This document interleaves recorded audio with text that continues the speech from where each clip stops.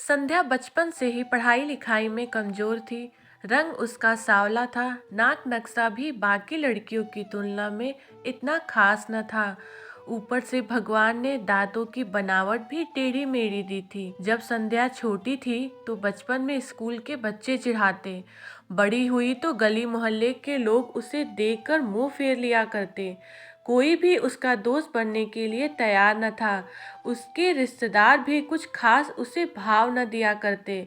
बस एक उसकी माँ ही थी जिसे उसकी सूरत या लुक से कोई फर्क नहीं पड़ता था। माँ संध्या से और संध्या माँ से बेहद प्यार करते। दुनिया भर की आलोचनाओं को सहने की शक्ति थी माँ संध्या के लिए।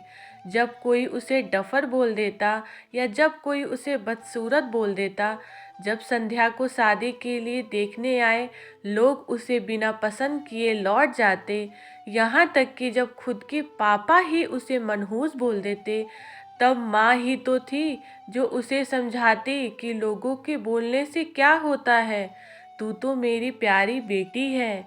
भगवान के किए इतने सारे अन्यायों के बावजूद संध्या जीना सीख गई थी। वह खुश रहना सीख गई थी। जो भी गिने चुने लोग उससे बातें करते उन्हें चुटकुले सुनाकर हंसाया करती और खुद भी ठहाके लगाकर हंसा करती।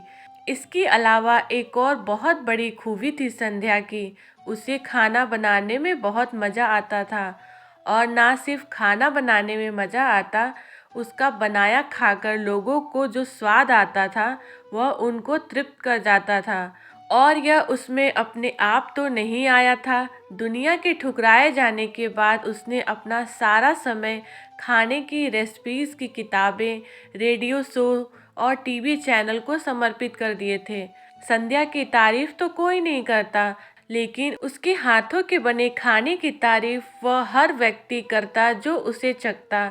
इस एक गुण की वजह से संध्या अपने आजू बाजू की औरतों में फेमस हो गई थी, क्योंकि जिसे भी खाना पकाना सीखना हो या कुछ नया पकवान बनाना सीखना हो तो वह संध्या के पास आती और संध्या भी खुशी खुशी उन्हें सब सिखाती।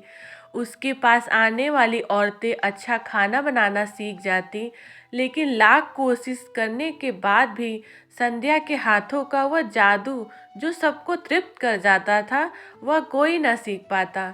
संध्या की जिंदगी इतनी उतार चढ़ावों के साथ कट रही थी। एक बार फिर से माँ बाप ने जी तोड़ कोशिश कर एक फैमिली को संध्या को देखने के लिए मना लिया था और अगले दिन लड़का संध्या को देखने आने वाला था। संध्या को इस बात की खबर होने पर वह दुखी और गुस्सा हो गई थी। बिना उससे पूछे पता नहीं क्यों माँ बाप लड़कों को बुला लेते थे और उसका मजाक बनाते थे। माँ ने संध्या को समझाया था कि ऐसा ही होता है, कोई भी बेटी अपने माँ बाप के यहाँ हमेशा नहीं रहती, उसे एक दिन शादी करके जाना ही पड़ता है। अगले दिन संध्या सुबह सुबह ही लड़के वालों के आने से पहले ही सज संवर कर कहीं निकल गई थी। उस दिन लड़के वाले घर आकर माँ बाप को बहुत खरी खोटी सुनाकर गए थे। वैसे भी पापा को संध्या पर हमेशा ही गुस्सा रहता था, लेकिन उसकी इस हरकत ने उनको गुस्से से पागल कर दिया। उस दिन पापा ने संध्या का सारा गुस्सा माँ पर उतार दिया था, यह कहकर कि एक मनहूस बेटी को जन्म देकर भी तुम्हारा मन नहीं भरा था, इसलिए उसको लाड प्यार देकर सर पर बिठा लिया है। हमेशा अपनी बेटी के बारे में गलत बोलने वालों से नाराज रहने वाली माँ आज खुद संध्या से नाराज हो गई थी और वह अब संध्या के घर वापस आने की बेसब्री से राह देख रही थी ताकि अपना गुस्सा उस पर उतार सके। सूरज ढलने से पहले संध्या घर लौट आई थी। उसके चेहरे पर एक अजीब सी खुशी थी। हाथों में एक चेक था और एक सर्टिफिकेट भी। संध्या माँ से कुछ कहना चाहती थी, लेकिन इससे पहले कि संध्या अपने मुंह से एक शब्द भी कह पाती, माँ ने उसे खरी खोटी सुनाना शुरू कर दिया। गुस्से में माँ बोलते बोलते इतना कुछ बोल गई कि संध्या ने कभी सपने में भी नहीं सोचा था। माँ ने कहा, बाकी सभी लोग सही थे, तुम सच में मनहूस हो, तुम्हारी वजह से हर कोई परेशान है। अच्छा होता जो तुम पैदा होते ही मर जाती, यह दिन ना देखने पड़ता हमें। गुस्से में बड़बड़ाती और सब्जियां काट रही माँ ने एक बार भी संध्या की तरफ नहीं देखा था। संध्या माँ की बातें किसी पत्थर की मूरत की तरह सुन रही थी। पत्थर की ऐसी मूरत जिसके शरीर में तो जान ना हो, लेकिन आंखों से आंसुओं की धारा बह रही हो। संध्या ने माँ से पूछा, माँ क्या सच में तुम भी चाहती हो कि मैं मर जाऊं? क्या इतनी बुरी हूं मैं माँ? अभी भी गुस्सा सर पर सवार होने की वजह से माँ ने कह दिया हाँ। बिना एक पल भी सोचे संध्या सीधा अपने कमरे में जाकर कमरा अंदर से बंद कर लिया था। 1-2 मिनट बाद गुस्सा थोड़ा शांत होने पर माँ को अपनी गलती का एहसास हुआ तो संध्या के रूम की तरफ गई। उन्हें पता चला कि संध्या ने रूम को अंदर से बंद कर लिया है। गुस्से में कुछ ना कर ले इसलिए माँ ने तुरंत पापा को इस बात की खबर दी। दोनों ने काफी दरवाजा खोलने की कोशिश की, लेकिन जब नाकामयाब रहे तो दरवाजा तोड़ दिया।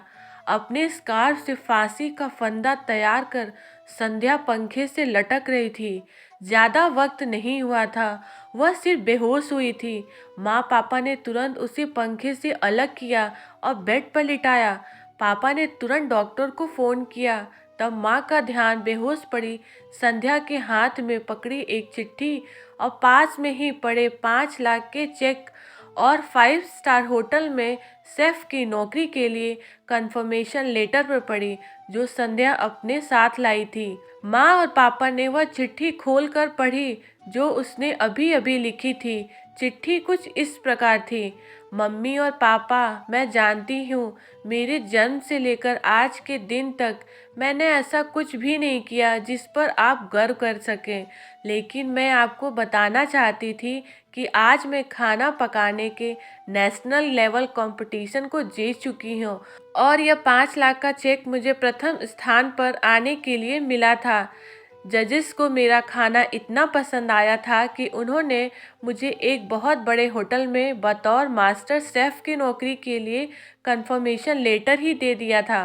पूरी दुनिया मेरे खिलाफ है, मुझे इस बात का कभी भी फर्क पड़ा ही नहीं था और ना ही बाबूजी की कड़वी बातें मैंने अपने दिल पर ली थी, क्योंकि मैं जानती थी बाहर से सख्त दिखते मेरे बाबूजी अंदर से तो मुझे प्यार ही करते थे।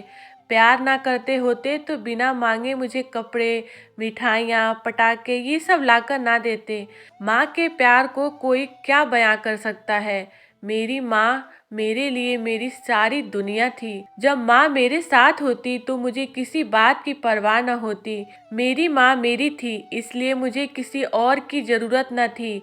मेरी माँ मेरे साथ नहीं है तो मेरी दुनिया मेरे साथ नहीं है, इसलिए मैं आज दुनिया को ही अलविदा कहकर जा रही हूँ।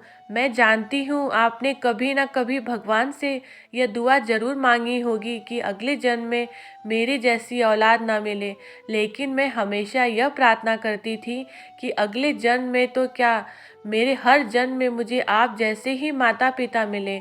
आज भी यह प्रार्थना करके उसी भगवान के पास जा रही हूँ। चिट्ठी पढ़ते पढ़ते माँ और पापा सर से पाँव तक पछतावे में डूब गए थे और बेहोश पड़ी संध्या के सर पर हाथ फेरते हुए फूट फूट कर रो रहे थे। धन्यवाद।